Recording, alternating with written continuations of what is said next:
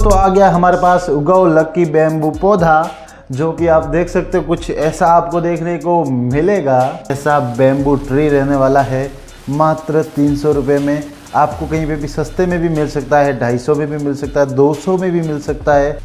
अगर आप ये खरीदना चाहते हैं तो बाय लिंक डिस्क्रिप्शन बॉक्स में दे रखी है, जल्दी से जाके वहाँ पे चेकआउट कर सकते हो और देख सकते हो कुछ इसका लुक कैसा यहाँ पर आपको देखने को मिलता है।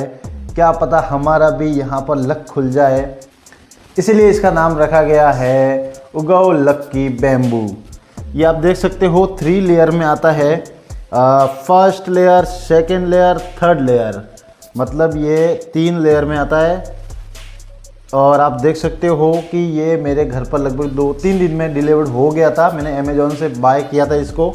तो देख सकते हो इसके साथ में ये आपको कांच का पोट भी देखने को मिलता है और इसकी हाइट भी देख सकते हो। और ये देखने में भी घर पे कहीं रूम में लगाओ, स्टूडियो में लगाओ, ऑफिस में लगाओ, बहुत ही ज़्यादा बढ़िया देखने में लगता है। और क्या पता आपका भी लक खुल जाए, मेरा भी खुल जाए, तो जल्दी से बाय करिए। हम मिलते हैं किसी नेक्स्ट इंटरेस्टिंग वीडियो के साथ, तब तक के लिए बाय बाय, टाटा, जय हिंद।